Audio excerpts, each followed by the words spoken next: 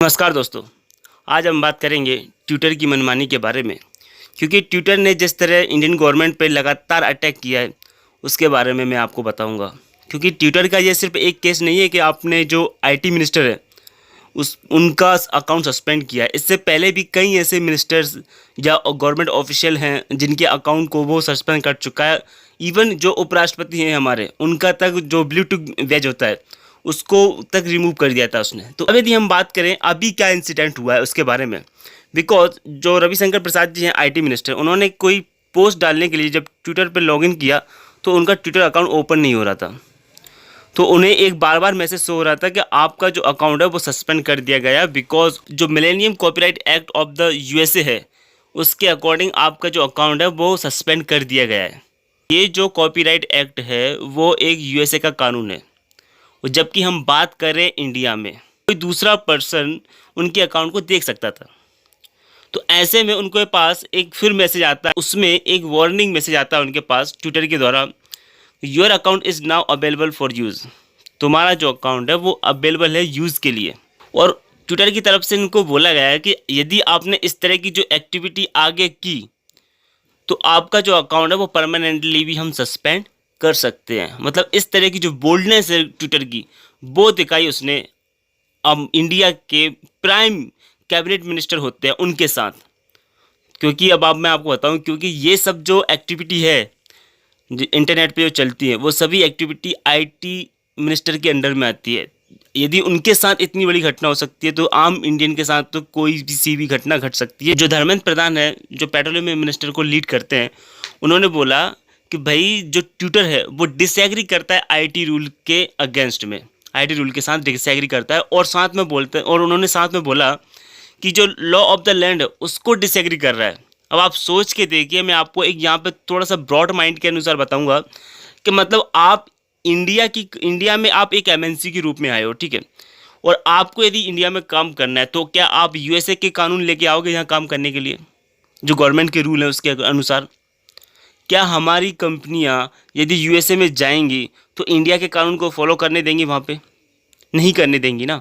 तो ऐसे में अब आप मुझे बताइए कि इंडिया कोई पर्सन है, इंडिया की टेरिटरी में आप काम कर रहे हो, तो जो इंडियन गवर्नमेंट जो रूल देगी आपको, आप उनको फॉलो करोगे या फिर आप फ्रीडम और स्पीच के नाम लेकर कुछ भी मनमानी करोगे, कुछ भी कॉपीराइट एक्ट लगाओगे किसी के भी ऊपर?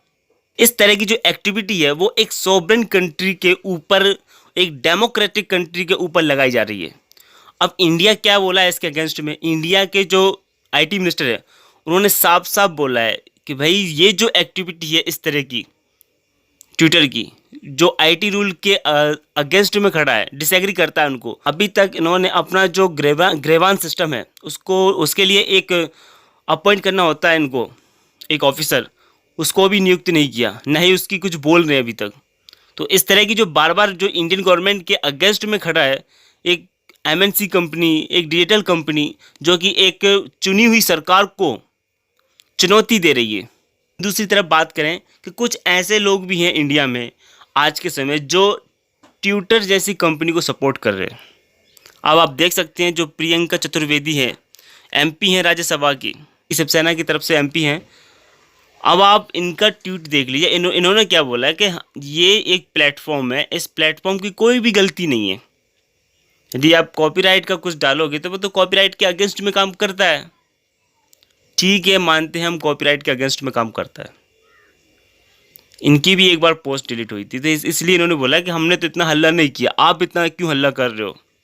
यहाँ मैं आपको सिर्फ इतनी बात कहूँगा कि एक सोवरेन कंट्री, एक डेमोक्रेसी कंट्री, एक इंडिपेंडेंस कंट्री में यदि किसी अन्य कंट्री का नियम और कानून लागू होने लगे, वो भी इनडायरेक्टली एमएनसीज के द्वारा, तो ये जो डिजिटल प्लेटफॉर्म है, आज तो सिर्फ ट्विटर कर रहा है, कल से आपका गूगल करेगा, फिर फेसबुक करेगा, और जितने भी जो अदर कंपनीज हैं जो कि एमएनसीज कंपनी है जो कि डिजिटल फॉर्म में है, सब फिर तो अपनी मनमानी करेंगे।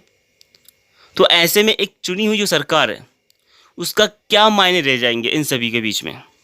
इस बारे में मैं आपका ऊपर फोकस लाना चाहता हूँ, क्योंकि ये जो बात है वो इंटरनेशनली बहुत ज़्यादा पढ़ी जाएगी इंटरनेशनल मीडिया में, कि एक आईटी मिनिस्टर, जो कि इंडिया के आईटी मिनिस्टर, जो कि सेंट्रल गवर्नमेंट के आईटी मिनिस्टर का ट्विटर ने अकाउंट सस्पेंड कर दिया। ये मजाक थोड़ी नहीं है कि आप एक सोवरेन कंट्री के आईटी मिनिस्टर का आप अकाउंट को कुछ समय के लिए सस्पेंड कर दें, वो भी बिना इन्फॉर्मेशन के।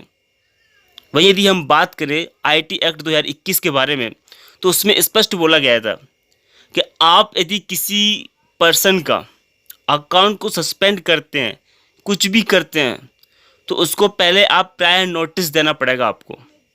रविशंकर प्रसाद जी को बिल्कुल इन्फॉर्म नहीं किया, और इवन इन्फॉर्म तो नहीं किया, और दूसरी बात बोला क्या उनसे कि आप यदि इस तरह की एक्टिविटी करोगे, जो कॉपीराइट एक्ट है उसकी, जो कि यूएसए का है, तो हम आपके अकाउंट को सस्पेंड कर देंगे।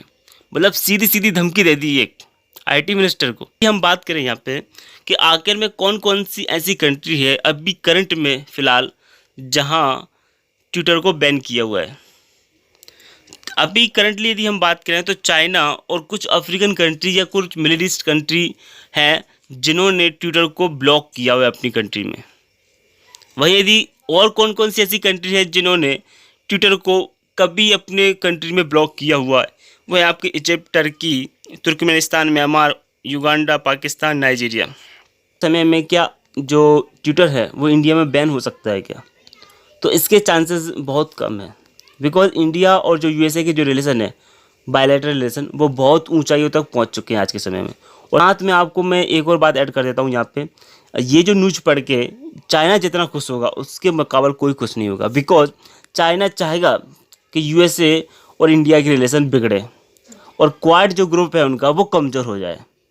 बिकॉज जिस तरह यूएसए, ऑस्ट्रेलिया, जापान और इंडिया जो क्वाड कंट्री है, वो एक तो चारों के चारों क्वाड कंट्री क्या करती हैं, एक तो डेमोक्रेसी कंट्री है, वो डेमोक्रेसी को प्रमोट करते हैं, और साथ में जो चाइना को काउंटर करना है और चाइना में जिस तरह की एक्टिविटी होती है उनको लगातार क्रिटिसाइज़ करते रहते हैं। यूएसए हो गया या फिर ऑस्ट्रेलिया। चाइना चाहेगा कि इंडिया और यूएसए के रिलेशन बिगड़े। लेकिन यहाँ एक और बात ऐड कर दूँ आपको कि जो ट्विटर है उस ट्विटर को भी समझना चाहिए कि हम जिस टेरिटरी में काम कर रहे हैं उस टेरिटरी की गवर्नमेंट की हमें रिस्पेक्ट करना चाहिए, वहाँ के कानून की रिस्पेक्ट करना चाहिए। ना हो कि जो इंडियन गवर्नमेंट है जिस तरह उन्होंने टिकटॉक को बैन किया था सरप्राइजली, उसी प्रकार ट्विटर को भी बैन होना पड़े। बिकॉज हमारे जो मोस्टली गवर्नमेंट के जो ऑफिशियल हैं या फिर गवर्नमेंट के जो मिनिस्टर्स हैं वो आज कू ऐप पर मतलब अपना अकाउंट बना चुके हैं। तो ऐसे में जो ट्विटर की जो पॉपुलैरिटी है वो लगातार कम हो रही है, और कू ऐप की जो पॉपुलैरिटी है वो इंडिया ही नहीं, इंडिया के बाहर भी, इवन अफ्रीका में भी कू ऐप को लगातार प्रमोट किया जा रहा है। अभी के लिए ये है इस वीडियो का अंत। मिलते हैं अगले वीडियो में।